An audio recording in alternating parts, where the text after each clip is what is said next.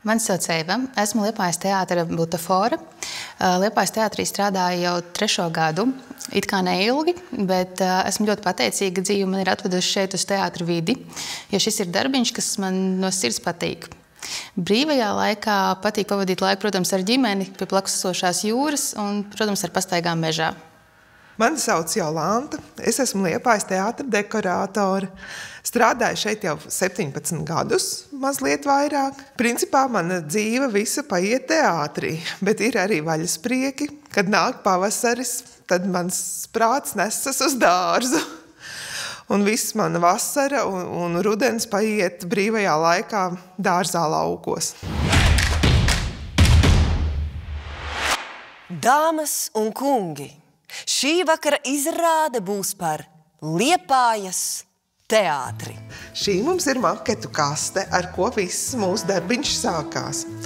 Scenogrāfs nodod maketu, ieliek šajā kastē, kura ir 20 reižu mazāk par mūsu skatuvi. Tad mēs izrunājam par visiem materiāliem, kas mums teātrī jau ir, kas vēl varētu būt vajadzīgs piepērkams. Un tad mēs ķeramies pie darba.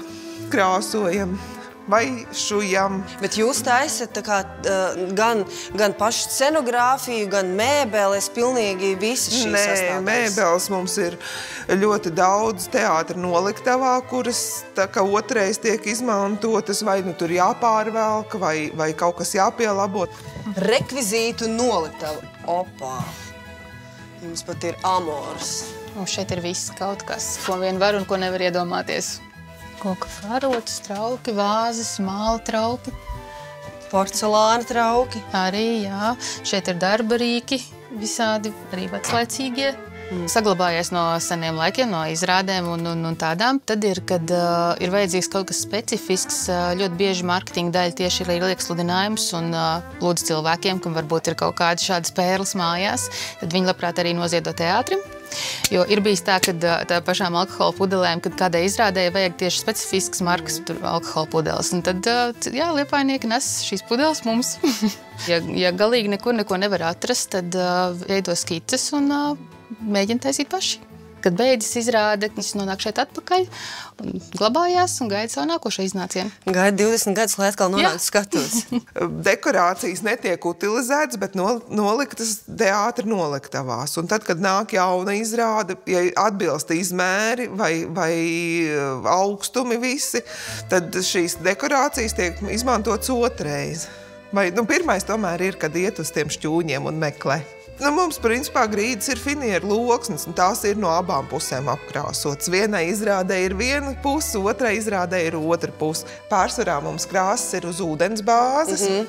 Viss atstāts pa bišķiņam no katras izrādes. Te var redzēt, ka uzrakstīts, lai ja kas vēl vajag. Jēzus Marija, katras izrādes, tā kā zaptas. Jā. Ūdens, laka, plus tonis, purva bridēs, mūzikas mašīna.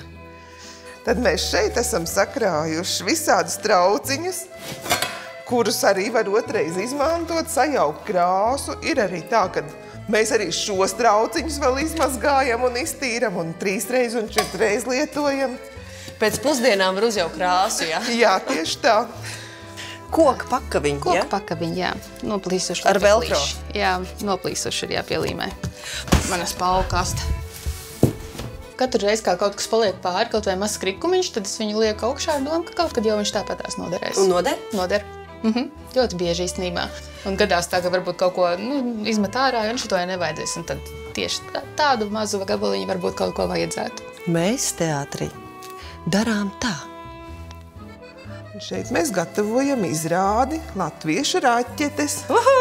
Vienīgais, kas ir mana sāpe, patiesību sakot, ir tas, ka liela daļa kaut kāda aiziet mums kanalizācijā. Mums nav īsti tā utilizācija. Tev tas ir būtiski kā cilvēkam? Man ir būtiski. Es visas lietiņas krāmēju tur pa plauktiem un kastēm, un vienmēr ir tā, ka man atrodās, kur man pielietot to kaut vai to kvadrātmetru lupatiņu.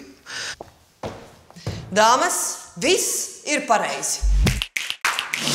Pirmkārt, liels prieks, ka Liepājas teātris domā par atkārtotu materiālu izmantošanu, ne tikai domā, bet arī to realizē.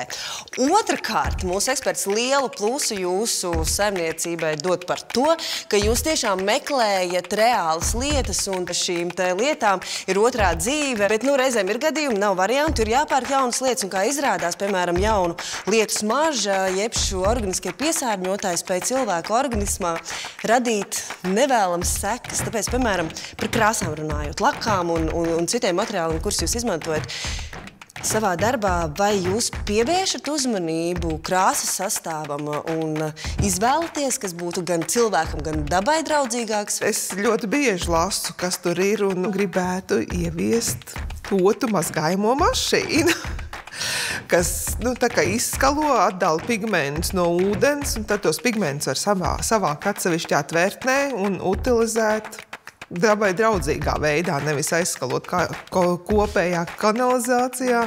Mēs darām tā!